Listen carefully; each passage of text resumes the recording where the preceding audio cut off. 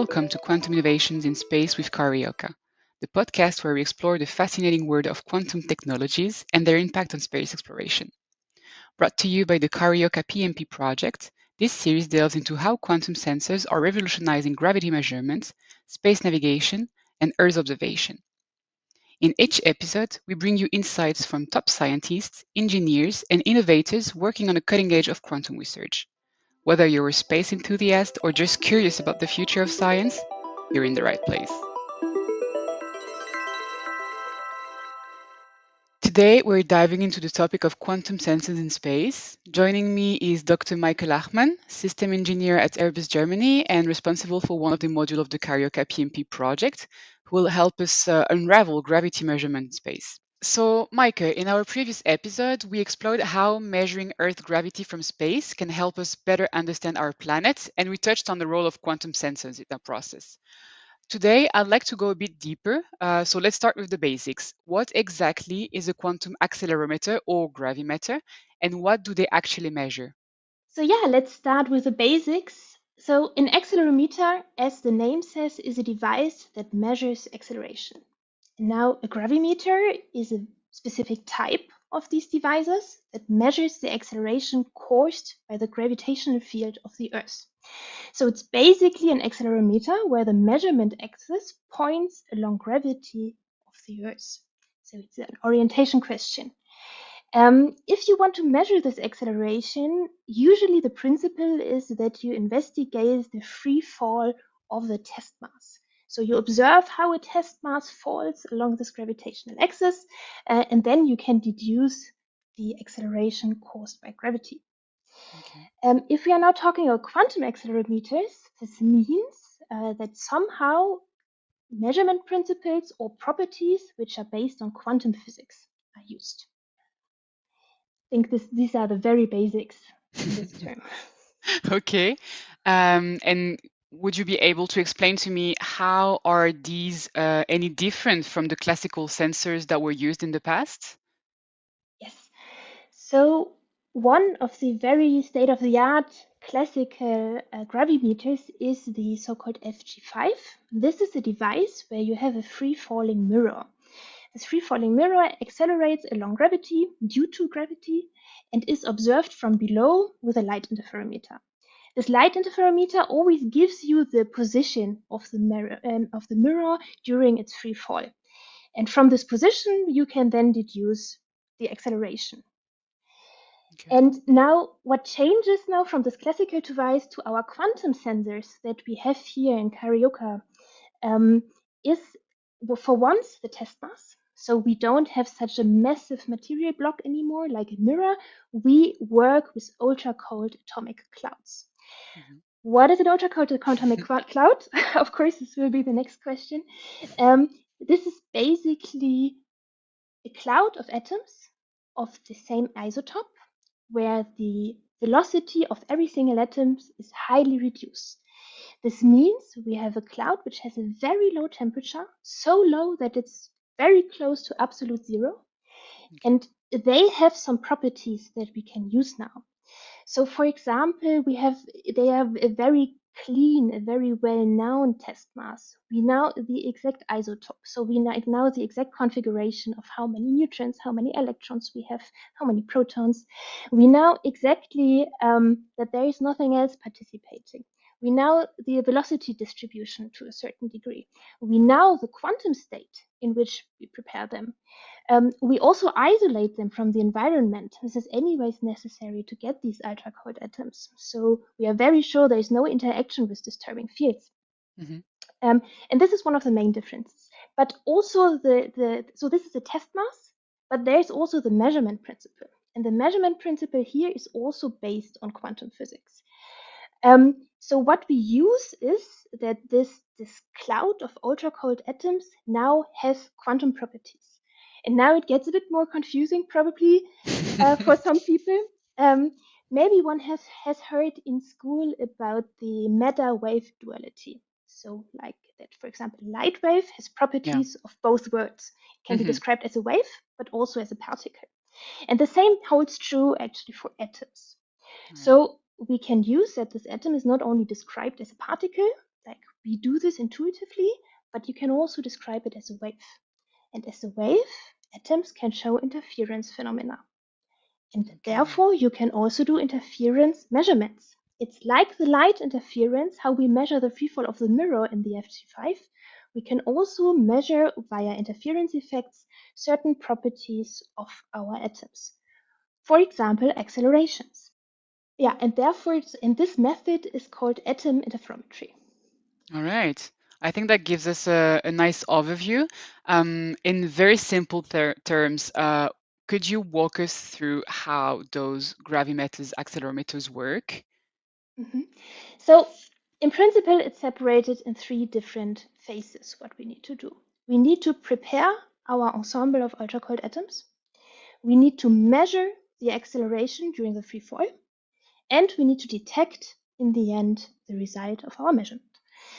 First, to prepare the ultra cold atoms, you need to be in a very isolated environment. So all of this happens in ultra high vacuum. Therefore, you're really decoupled from all materials. You don't have any influence, basically, of Hmm. other particles.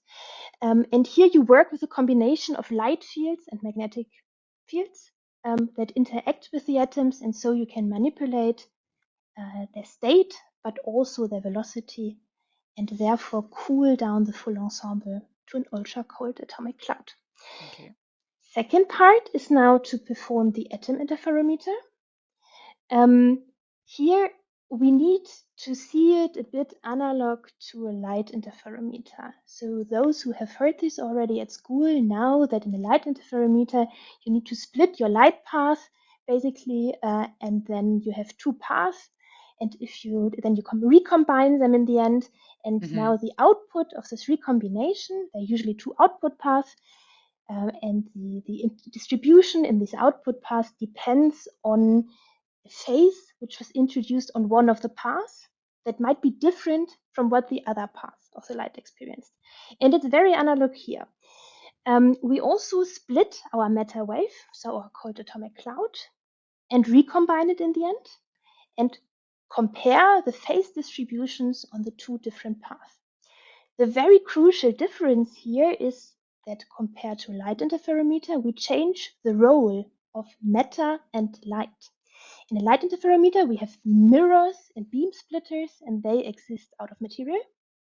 Here, in our case, we have material as a wave, so we have the atoms propagating. Hmm. But and then for the mirror and beam splitter realization, we use light pulses. And this can work quite analog. And this is then basically how the interferometer is performed. And then in the end, we have as a third step, as mentioned before, we have the detection. Here we can read out optically how the interference pattern looks after our interferometer, our atom interferometer. Okay. Well, that sounds quite fascinating. I think it gave a nice overview to our listeners of what are quantum accelerometers, especially the image and the difference by using ultrachromatomes to measure gravity. So now that we understand a bit more how these sensors work, maybe we can talk about what makes them special. So how do quantum sensors improve our ability to measure gravity, especially when we use them in space, actually? Mhm. So there are several points. The first one is actually that you have a very good control over your test mass. So you know basically everything, or like really a lot about your test mass. We know the velocity distribution of our atoms. We know the quantum state of our atoms. We know roughly their position, and so on. And this, of course, supports basically to differentiate the signal that we want to measure from other stuff, so from other signals that we might be able to measure as well. So this is one of the first points. Then you have the advantage of no dependency on any mechanical devices in the background. So we don't have a mechanism behind that could age. So this is helping in the long-term stability, especially if you want to measure effects that change over time. So we need a system that does not have high drifts in order to have a dedicated stability over this time so that we can trust the data and don't see any drifts over the long terms. And this gives us the option for temporal resolution of our data set, which is actually quite a bit of interest on the scale. So, and of course, for space, one of the big arguments is that we want to monitor global effects. So if you have a global effect of water level rise in the oceans, then this is of course something you also need to sample worldwide. And of course, this is only possible from space. This is one of the big advantages. The other one is actually driven by the technology itself. So these atom interferometers can have different configurations, basically.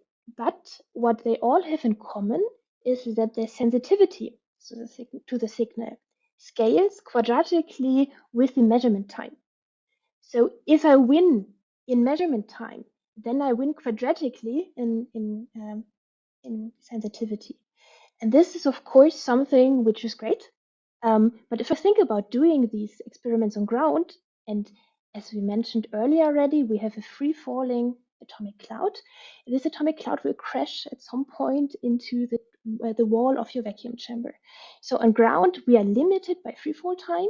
And then in space, of course, we have exclusive available free fall time, basically. So we have very long measurement times and can therefore increase sensitivity here.